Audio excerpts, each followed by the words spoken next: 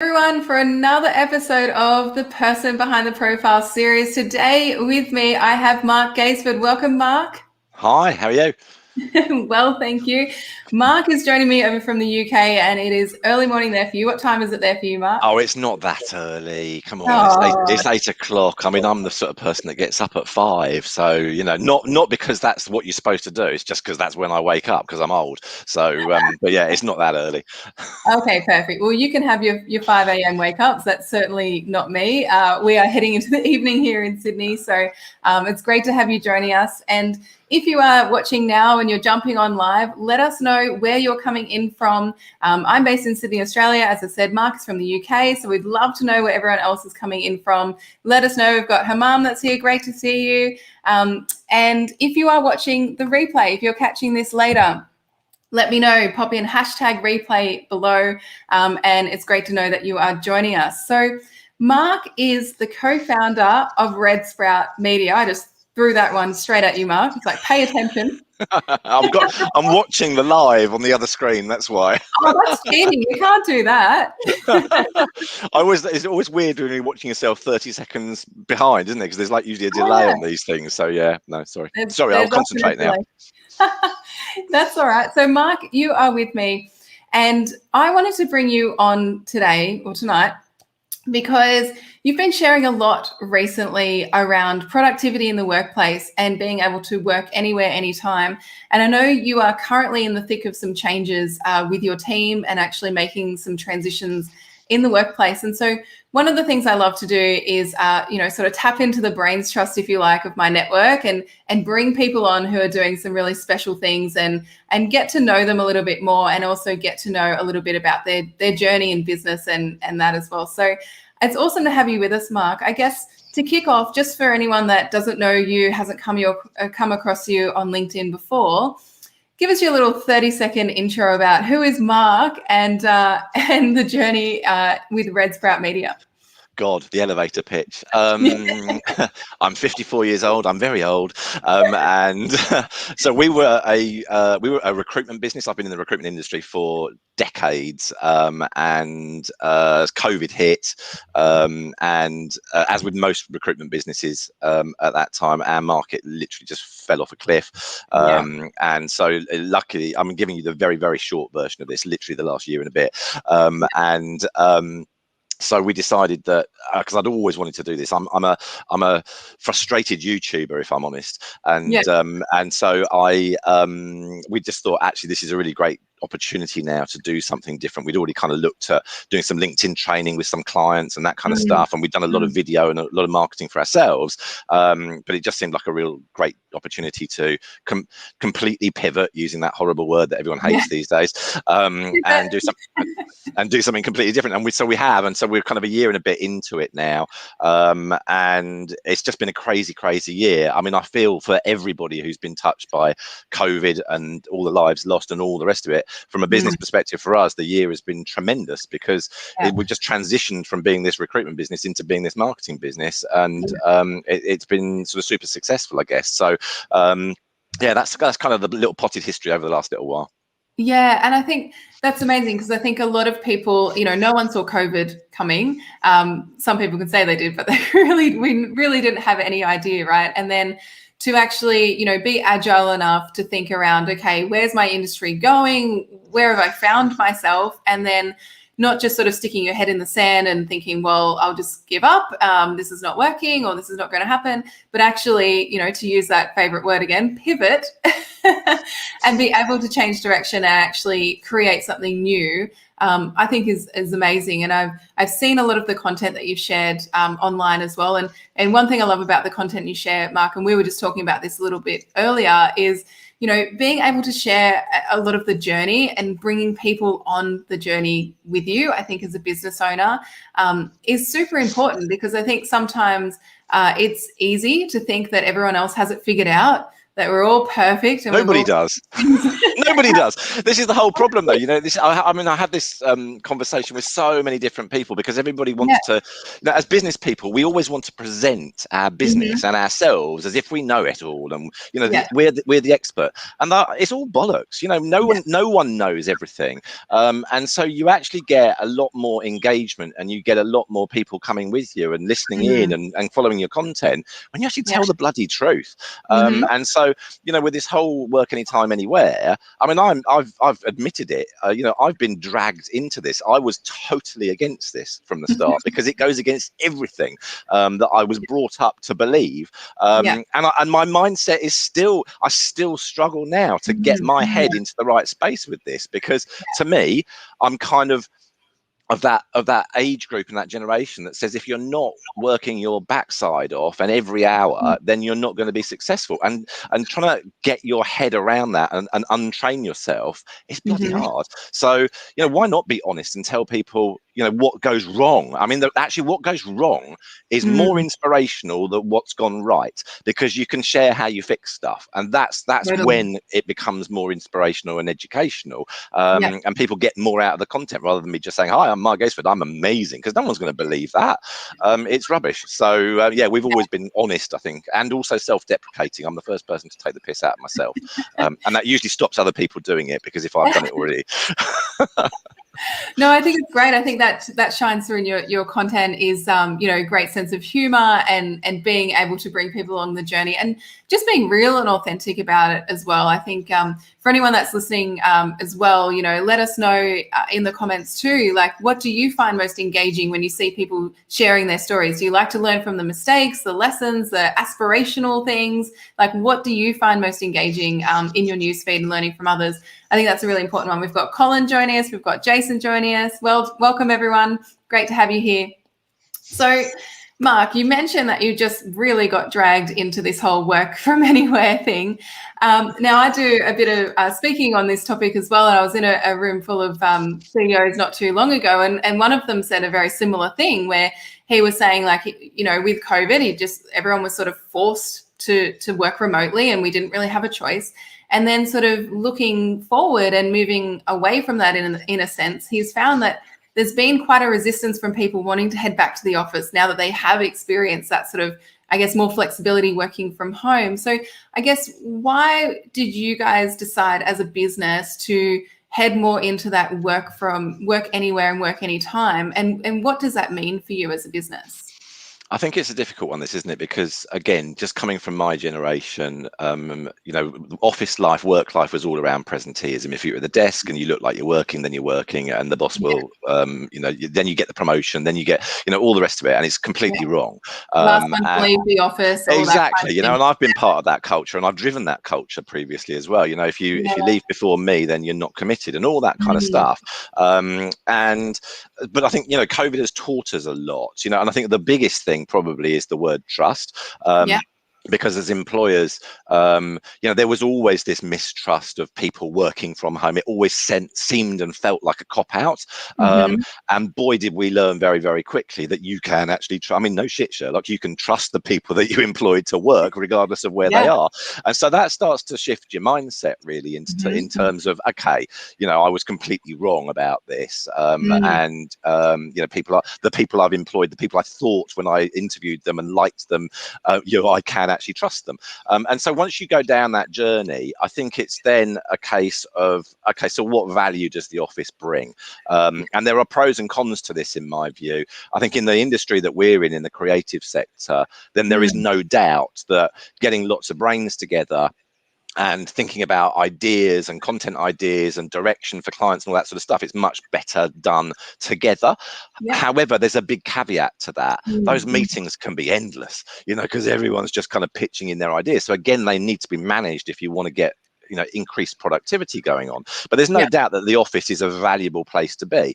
But beyond that, when you're trying to get your head down or you need focus, I mean, you know, I'm someone who suffers from ADHD, and so any distraction whatsoever completely takes me off in different directions, and I'm all over the place. So actually hear the conversations about, the latest reality TV show that was on and who's going to get eliminated. I know that was Exactly. always happening in the office. Yeah, well, I mean, Love Island's on over here now, so I mean, the office is full of that kind of conversation, and so my brain is immediately, I want to be a part of that conversation. So, so I'm not productive in the office outside of getting together and collaborating and thinking of ideas. Other than that, I'm a mess in the office. So it's much better to be somewhere else where you can actually focus in. And then I think where I was dragged into this conversation, I guess, was by Liv, who said, I want to start doing a 4-day week. And so, we work very closely together, and I'm not one of those dictatorial people that said no. Well, I did say no first, but then I kind of came round and said, okay, fine, let's have a look at this. But once you start delving into this idea of a 4-day week, to my mind, it isn't flexible. It is still dictating a rigid system to people, saying, okay, instead of working in the office for 5 days a week from 9 till 5, we now want you to do it for 4 days a week. So that's still, there isn't flexibility there. It's still a rigid system. So what is true flexibility? And true flexibility is, look, I work better in the mornings. I'm up at 5 because I'm awake at that time. I don't do meditation and all that sort of stuff, but I'm awake at 5. By 3 o'clock in the afternoon, my brain is dead. So I'm much more productive working from 7 in the morning through to about 3 in the afternoon, and then my brain goes to mush, and I'll go off and do whatever I need to do in my private life. Whereas you've got people that actually don't wake up till 10. Their brain starts kicking in at 11, 12, and they'd much rather work through till midnight or 2 a.m. whatever. Then if you've got a business that can allow that flexibility, and this is a big subject, then why wouldn't you do that? Because you're actually going to increase productivity. And then it's just a case of saying, okay, well, is the office conducive to productivity for you? Answer no. We'll go and work in a cafe, stay at home, whatever. And it's about managing outcomes rather than managing hours. And that's eventually where we've got to, I guess. Yeah, I think that's amazing. There's so much in that we can unpack as well, because I think it is firstly a mindset shift, like you've mentioned as well. Like I remember a couple of years ago, I was brought into an education company and I was consulting with them for some of their leadership programs. And one of the managers came up to me and he said, look, one of my staff members has just asked me to work remotely. And this is where the role allowed it. Like you said, it's a different conversation if you have to be driving a tractor. You can't do that remotely very well. So this is for those roles where you can work remotely. And I remember him saying to me that, this person, they didn't have a valid reason for wanting to work from home or requesting that. And this was a couple of years before COVID. So I think now, and I questioned him and I said, well, what would be a valid reason? And he said, well, they don't have a family, they don't have kids, So I think it's really interesting around the mindset shift around working anywhere, anytime, or working flexibly or working from home. It's no longer seen as a privilege. I think for a lot of people, it's now the expectation.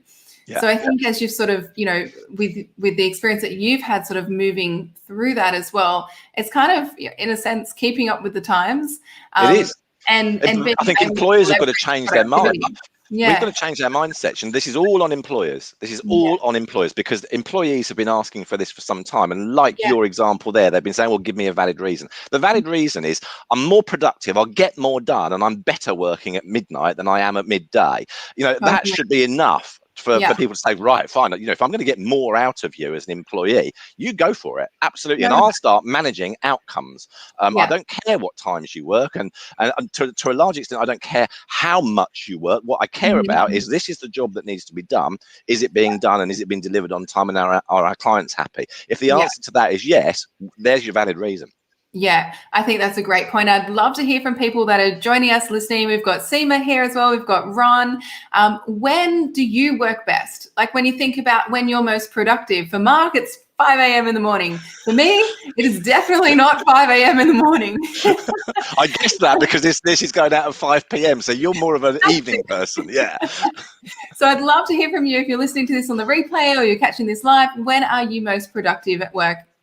And to your point, Mark, around really being able to focus around outcomes and results versus just a bum on the seat in the office, to put it plainly. You know, I remember working back in my corporate roles, and it was literally like looking around to see who was going to leave, and you'd get the little stares if you were going to leave a little bit earlier than what was kind of the expectation, and you'd walk past people's desks and you'd see them doing some online shopping and doing other things that weren't work, but to anyone else looking from the outside, they were working. So, you know, how do you, as a business owner, or maybe what are some of the challenges that have popped up when it comes from, you know, transitioning that thinking from I have to see my employees sitting there at the desk to know they're working, to then going, okay, now we're going to manage towards results and outcomes. And, you know, how do we measure that? How do we make sure that everyone's doing what they're meant to be doing? I think there are some challenges here, okay, and I mean, the first, we've got quite a young crew, and so the first hurdle, I guess, is they don't believe we're doing this, or they don't believe the motives behind this. So actually, you still end up with presenteeism, because again, although it's ingrained in my culture and my generation, because it's been what we've always done for such a long time now, and almost people are trained going through university that this is what the working world is like. You know, you have to get up at night. Sorry guys, you're gonna have to get up at 9 o'clock. Those 2 a.m. cramming sessions are over. It's all about 9 to 5. So when you actually communicate this, you then still find the week after you've communicated it, everyone's still rocking up at the office at 9 o'clock, and you're thinking, why? Why are you doing this? And it's almost like you've got to go completely over the top to say, no, I'm being honest. I genuinely mean this. You do not have to be here. You know, if you want to. So actually ramming that message home is actually really important, because kind there is this like a test in a way. It really does. And so I think that you know, that is really important to make sure and to over communicate this, and actually I think it comes from the employers living that as well. So you know, I cannot be here 7 o'clock in the morning, which is like the normal time I'm here, and then still be here at 5:30, 6 o'clock at night. That is sending the wrong message. And you know, if I'm being completely honest, if I've still got work to do and I'm in the office that day, I will make an effort to disappear at 3 o'clock and then carry on doing some at home, because I want to send that message that, look, this is, you know, you are allowed to do this. This is acceptable. But then I think the other issue that we've discovered certainly is communication, and communication is so important. And so what we've, you know, whereas we're trying to get in some ad hoc sort of planning sessions, or an issue comes up that we've got to deal with, and suddenly the team comes together, if we're all in the office and we talk about it, that becomes an issue when you're now a little bit more disconnected. So we're sort of getting into this habit now of planning time, if you know what I mean, so that everyone knows that actually these are the times that we really need to be in the office, because we've got these issues to talk about and discuss and all the rest of it. But far from that, you know, go away and work from home. I don't think, you know, brainstorming and thinking creatively is a whole lot more challenging when you're trying to do that over Zoom than when you're sitting in a team with a beer in your hand and a big whiteboard and a whiteboard pen, and you just you know, spitting, you know, you just, you know, talking about ideas. So I think those are some of the challenges that we've experienced along the way. No, I think that's great. And I think the best ideas come after, is it 2 beers or 3 beers, would you say? Oh yeah. 3 or 4, I think. There'll be 3 or 4 tonight though, because England are playing. So you know, that's there you go. There we go. Well, I think, you know, just to your point as well, like just even for business owners and businesses to go through the exercise of actually tracking where time is spent, and I don't mean tracking in terms of, you know, hours your employees are spending, but how they're spending their time. Is it back-to-back meetings where they actually can't reach the outputs and the results that they need to, because they don't have enough time to focus alone and produce what they need to do? And so I think it's even going through that exercise to realize that, oh, we're just having meetings for the sake of a meeting, and this could have been an email instead. I think a lot of those you can find really, you know, those 1%ers or those 2%ers in terms of like productivity increases, I think is super important. So it's interesting as well that though, because you know, that it becomes kind of challenging conversations internally when you start to do this. It's the vital component in this is understanding how long stuff takes. And so to understand how long stuff takes, you've got to monitor time and measure time. So, you know, here's a video edit, for example. How long would it take us to do this? Okay, you know, normally it would take us 3 hours. Well, can we do it in 2.5? Now, if you're talking to the video team and saying, well, can you do this in 2.5? There's a couple of issues that come up there. Well, one is, well, hold on, why are you micromanaging me around time, which is not the purpose. The purpose is to understand how long stuff takes. But then also that you get into this quality debate, which is, okay, well, if you want me to do it in 2.5 hours, it's not going to be as good. And both those things are wrong. You know, the chances are you can do it in 2.5 hours and the quality would still be just as good. But going through that exercise is actually challenging, especially with a younger team as well, because the natural state for people is to be a little bit defensive around that. Well, I've always taken 3 hours. Why are you trying to knock half an hour off? Because we're trying to be more productive. And so what components of that task are you know, just, you know, downtime, rubbish time, stuff that maybe you're procrastinating about something rather than just making a decision around something. And so that sort of time management piece is actually really critical to understand where there are those opportunities for productivity increases. And email versus meetings is a classic. We had this yesterday, you know, talking to a client. We're trying to arrange a Zoom call with a client, and in the end, when we looked at that, we thought, see, this is just an email. This is much simpler if we just email the client. They email us back, job done, rather than spending half an hour talking about the weather, what they did at the weekend, And don't get me wrong, you know, that kind of stuff is important. You know, relationship building and all the rest of it is really important. But when you just need an answer to something, let's be as productive as we can. So we're learning all the time with this. Yeah, I think that's great. And one of the things you mentioned there was sort of relationships, and something I know comes up a lot when we talk about remote work is the fact that, you know, people feel like they miss that social interaction, or people feel like they miss that collaboration, like you said, you know, having a beer and being able to brainstorm on a whiteboard with the team. So I'm interested to hear from you, like, how are you sort of ingraining that collaboration, knowing that people now have the ultimate flexibility to choose where and when they work? I think there are still going to be times when, as a team, you've got to come together, and I think it's making it very clear to everybody. Look, this is that time. You know, it may be 11 o'clock on a Monday for an hour's meeting, and this is what we're going to. But I think it's also really important to make sure that you've got an agenda, and you stick to that agenda, because again, we're trying to increase productivity. So, but I mean, and don't get me wrong, it feels slightly contrived, because you're then trying to almost build in relationship and morale and all that kind of stuff into a productive workplace, and that goes against the grain, because you think I'm now just trying to force morale building or relationship building, so I don't think we've necessarily found that balance yet, because it does feel contrived. And I think what we said yesterday, as in one of our business planning meetings, was, look, we're going to make a much bigger effort now to put some money into our staff entertainment budget, and we're going to make a big effort to make sure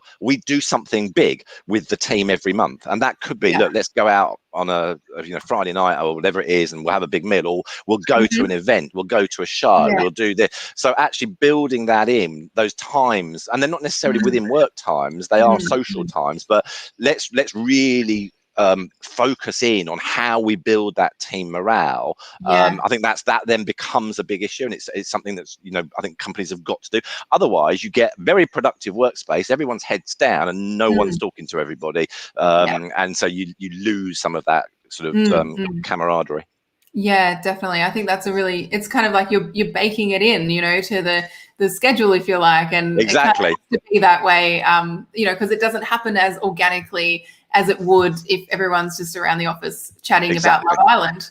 Exactly, and those things are important. You know, those things are important. You know, we can't get rid of that, because that is where team is built, and relationships and trust is built, you know, in those moments. So I think you've got to have this balance between okay, look, I mean, ideally we'd want everyone to be 100% productive for 100% of the hours they worked, but we're not machines, we're not robots, we're human beings. And so actually there's got to be give and take. You can't force people into 100% utilization, but you can probably aim for 85% of their time being utilized, and give some, you know, free time for that other stuff that happens. I think that's really important. Totally.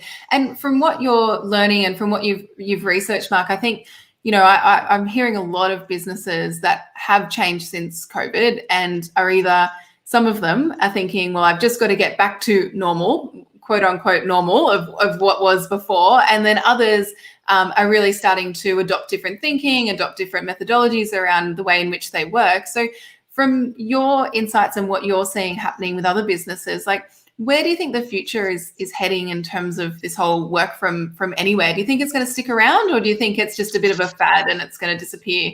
I don't think it's going to disappear. This is not a fad, because there's a revolution with employees now who are demanding this, and the companies that are going to, and the market will dictate the companies that are successful in it, and the employees will be attracted to and want to work for the companies that allow them the flexibility in their own lives. This will become a given. And so if you don't do this as a company, you're going to be left behind. You're not going to be able to attract the best talent, because the best. However, you know, the critical part of this, and a lot of the focus around work anytime, anywhere, is all around the employees. And whilst that is really, really important, it's the clients that pay the bills.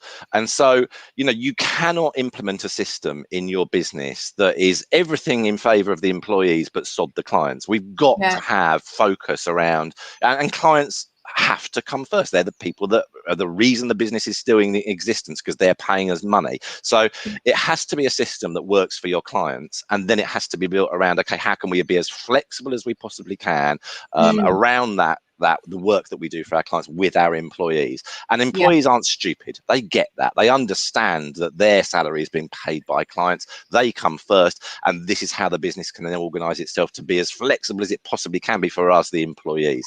And so, and you know, you've got to look at a Brewdog, for example, has just hit the news recently.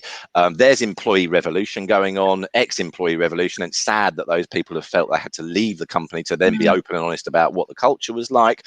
You've got Apple staff up in arms now around saying that Apple want them to come back into the office for 3 days a week. So you've got this force of employees saying, no, you know, it's enough now. We want something different. So it can't be a fad on that basis. It's been proven that, you know, I always laugh, there was people that said that it was impossible for certain roles to be, you know, working from home, and it's been proven that that is now possible. So it's about, like you said, how organizations are actually running with that moving forward, and are they putting themselves in a position of competitiveness when it comes to the market for talent, or are they sort of letting themselves fall behind? So I think it's a super interesting topic. I could talk to you about this like for days and days, Mark. I think it's such that one thing in business, that one phrase in business I hate the most, which is we've always done it this way, and that's the bit.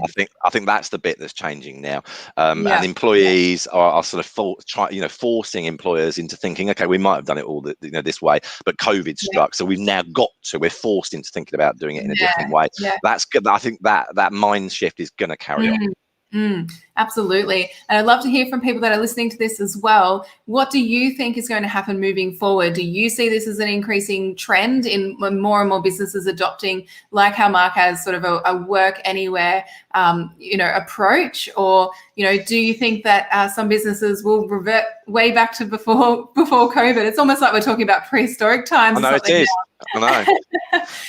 But I think that's awesome. And Mark, I guess just, mindful of time, like to wrap up and give some, I guess, sort of parting words of wisdom for those that, maybe know or think that this could be a good idea for their business, but are still sort of trapped in that mindset, like you said, where they've always done something a certain way and it's very hard for them to readjust.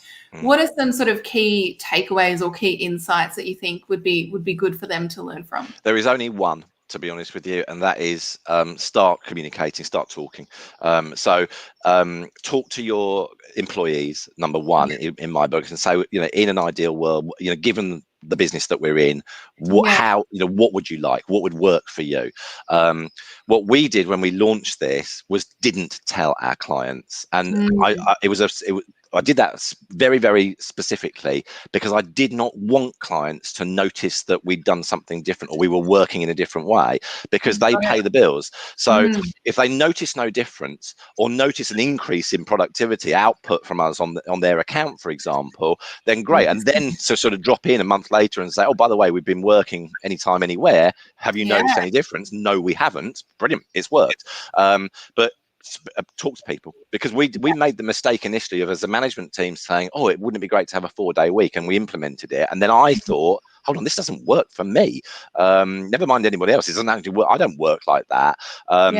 And then we started talking to people. So learn from our mistakes, talk to people. What do they want? Does it fit with how your business works, how your clients work? And consider not even bothering telling your clients until, making sure that it still works for the business and the clients are getting the work done that they need, and then tell them. So say, if you didn't notice a difference, then brilliant, we'll crack on. Yeah. Well, I think that's the perfect metric as well, because like you said, the clients are the most important. So if they're happy, if they're being looked after, that's kind of that results and outcome focus of the whole exercise, isn't it? So I think that's perfect. Mark, thank you so much. I've loved having this conversation with you. I think you have just such a wealth of insight and lessons learned. And thank you for being, so open in sharing some of the lessons and bringing us all along the journey with you. You're so welcome. As this progresses. Where can people go and find you? I know obviously connecting with you on LinkedIn is a great way to do it. Yes. How can people find you if they want to learn more about you? Yeah, follow me on LinkedIn is probably the best thing to do, or drop me an email. My email is just mark@redsprout.co.uk. Yeah, brilliant. All right. Well, thank you so much, Mark. Enjoy the start of your day, and I will be finishing up the end of my day. I'm jealous. Thank you to everyone else for joining us for another episode of Person Behind the Profile. We will be back next week with another special guest and another episode for you. So stay tuned for that, and I will see you all soon. See you later. Bye. Bye.